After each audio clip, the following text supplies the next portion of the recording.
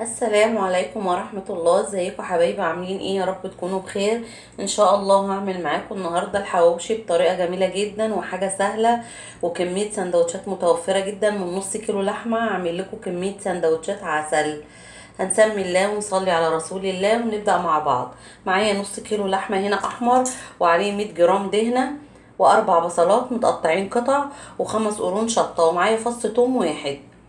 طبعا هنا اللحمه بتاعت الحواوشي لازم يكون عليها نسبه دهن عشان تدي طعم كده للحواوشي، وما تيجي تسويه الدهنه دي بتسيح معاكي وبتدي طعم للعيش جدا وللحواوشي. فبصراحه بيبقى طعمه خطير، وحاجه كده عظمه احسن من المطاعم بكتير، وحاجه بلدي وانتي عاملاها على ايدك.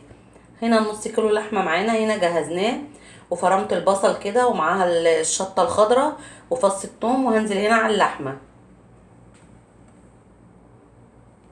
يا ريت اللي اول مره يشوف قناتي انا يوميات تيتا ما تنسوش تدعموني بلايك واشتراك للقناه لو عجبكم الفيديو. بحب اشكر كل متابعيني على الكومنتات الجميله اللي بيدعموني بيها، وربنا يخليهم ليا.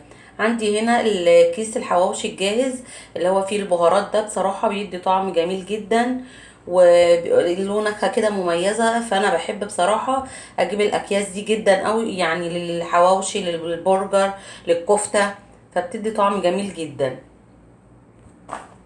هنزل هنا كده بمعلقه فلفل اسمر،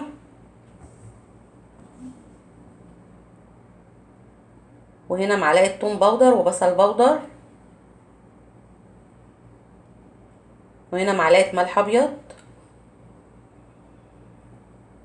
بصوا هنا كده بعد ما خلطت المكونات دي كلها مع بعض، منظر اللحمه عامل ازاي. بصراحه الريحه جميله جدا، ولسه اللحمه نيه ما استوتش. البهارات مخليه طعم ريحه اللحمه تحفه، والطعم ان شاء الله يكون حكايه. جربوا الطريقه دي وان شاء الله يعجبكم جدا. عندي هنا عيش بلدي، انا فتحته كده وبدات افرد فيه اللحمه. طبعا حسب ما انت عايزه تعملي السمك بتاعه بالطريقه اللي انت عايزاها، عايزاه مليان قوي، عايزاه كميه بسيطه، ده حسب رغبتك انتي. عندي هنا من نص كيلو لحمه عملت حوالي 16 رغيف. بصراحه عسل جميل جدا. بتفردي هنا كده في العيش، تضغطي عليه، وبعد كده بتدهني وشه بالسمنه البلدي من فوق ومن تحت كده، او بشويه زيت صغيرين. وهنبدا نحمره مع بعض هنا في جريل او في حله او في طاسه حسب المتوفر عندك. بصوا هنا الكمية ما شاء الله عليها، والله كلها مليانة وجميلة جدا. بصوا كده ما شاء الله عسل.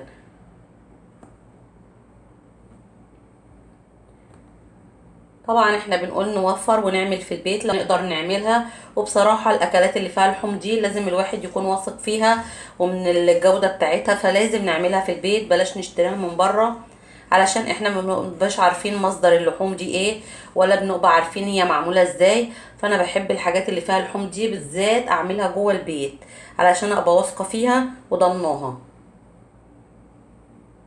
بصوا هنا الكمية معايا عاملة ازاي، ما شاء الله، حاجة اقتصادية جدا. وعندي هنا حلة بدهنها كده نقطة زيت صغيرة، وبحط فيها العيش وببدأ هنا احمره. ومعايا جريل كمان، بعمل في حلة وفي جريل مع بعض عشان اخلص الكمية على طول. الريحة بصراحة مش قادرة اوصف لكم، جميلة جدا،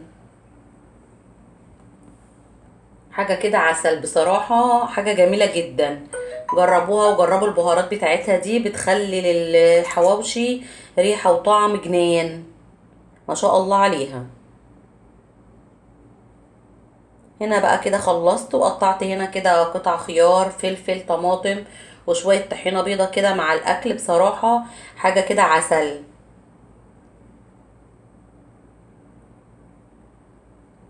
بصوا هنا طبعا السندوتشات طالعة مولعة، فأنا مش عارفة أمسكها كويس، بس مش قادرة أوصف لكم الريحة جميلة جدا. إيه، يا ريت اللي شاف الفيديو بتاعي ما ينساش يدعمني بلايك واشتراك للقناة. وإن شاء الله أشوفكم على خير في الفيديو الجاي. والسلام عليكم ورحمة الله وبركاته حبايب قلبي.